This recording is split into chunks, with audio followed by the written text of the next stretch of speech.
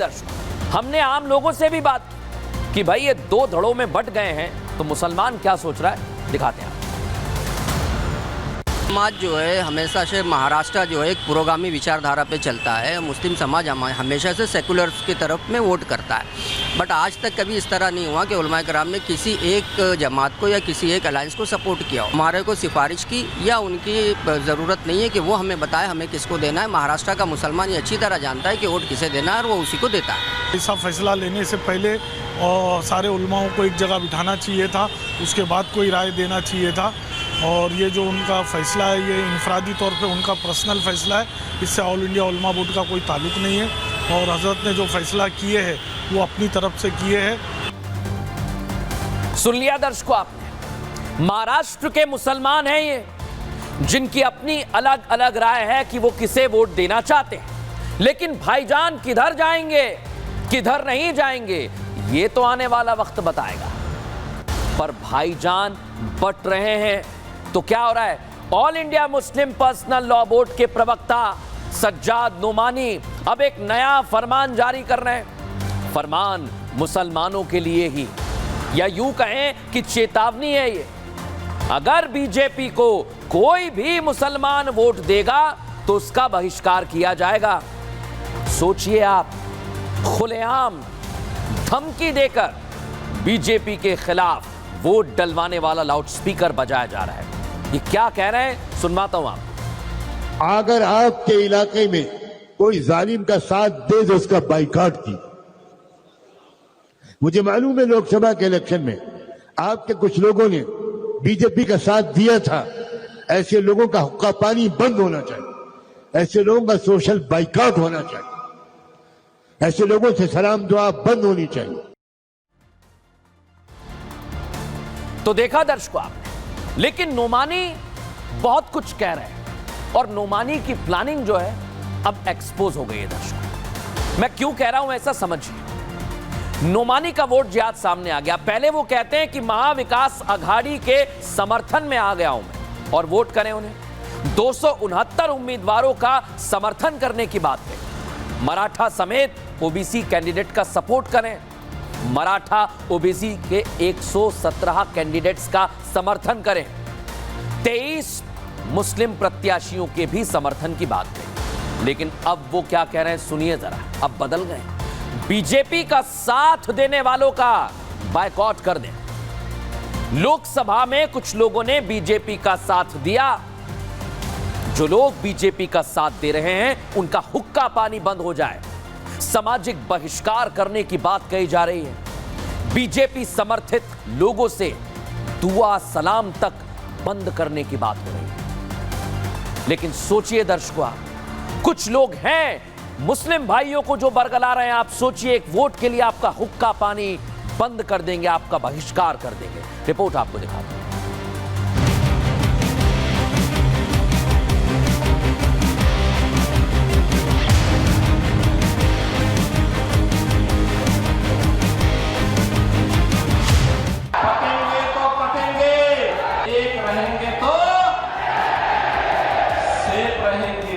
BJP के बटोगे तो कटोगे नारे वाले ब्रह्मास्त्र का असर इतना हो गया कि पूरा विपक्ष तो विपक्ष, मौलाना मौलवी भी बौखला गए हैं। सबको डर सता रहा है कि अगर ये ब्रह्मास्त्र फिर चल गया तो एक साथ कई सियासी सपने टूट जाएंगे।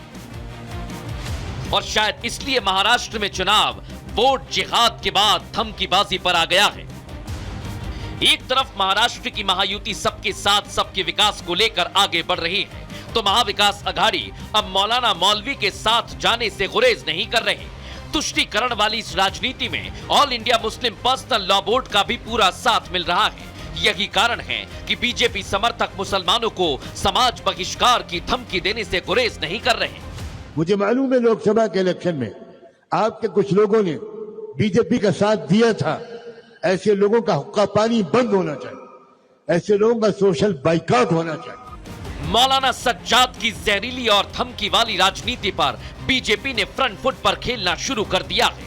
एक के बाद एक बीजेपी नेताओं ने एमवीए के तुष्टीकरण वाली राजनीति पर हमला बोला है। जो कांग्रेस ने या कांग्रेस के सहयोगी दलों ने धर्म के आधार पर बांटने की कोशिश की है वो भी गलत है, और उसमें हमें हमारे राष्ट्र को सबको केवल नुकसान ही होना है, उस तरफ नहीं जाना चाहिए। तुष्टीकरण की राजनीति की पराकाष्ठा हो जाती है महाराष्ट्र में। अरे दम नहीं है अगर तुम में, अगर नागरिकों से तुम्हें वोट नहीं मिलता है तो महावसूली अघाड़ी को चाहिए कि राजनीति छोड़ दे। ये कौन सा चुनाव प्रचार है कि घुसपैठियों का वोट भी मांगेंगे और साथ में वोट जिहाद भी करेंगे।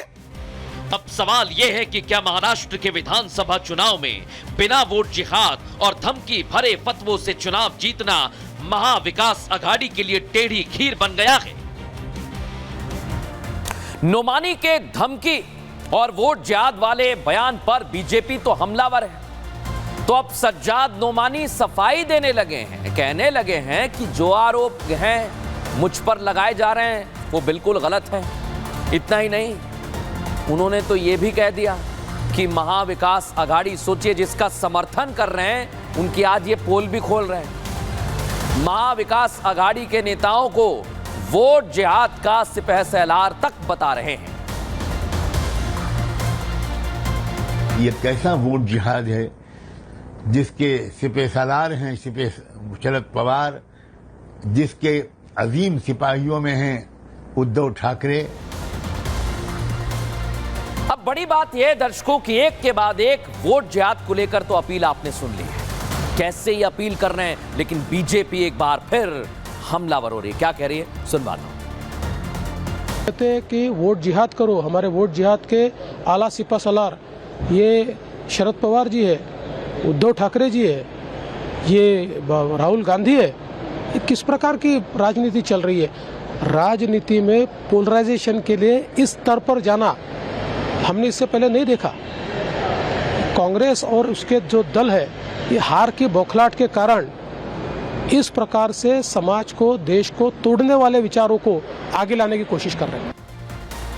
मौलाना सज्जाद नोमानी ने जैसे ही मजहब के नाम पर मुसलमानों को भड़काया, बीजेपी के नेता किरीट सोमैया चुनाव आयोग का दरवाजा खटखटाने के लिए पहुंचे। नोमानी के खिलाफ शिकायत पत्र चुनाव आयोग को भेजा है दर्शकों ने, और इसके बाद इलेक्शन कमीशन ने भी अब एक्शन की तैयारी कर ली है, और बड़ा एक्शन आज लिया जाएगा दर्शकों, क्योंकि इलेक्शन कमीशन ने आज बहुत बड़ी बड़ी बातें कही। क्या कहा है, आइए जरा आपको बता दूं। सज्जाद नोमानी के खिलाफ शिकायत पर एक्शन होगा। इलेक्शन कमीशन का परभणी डीएम जिला चुनाव अधिकारी को निर्देश भी सामने आ गया। इलेक्शन कमीशन ने शिकायत की जांच का आदेश दे दिया और कहा है कि 24 घंटे में रिपोर्ट सौंपी जाए। किरीट सोमैया की शिकायत पर इलेक्शन कमीशन अब कार्रवाई कर रहा है।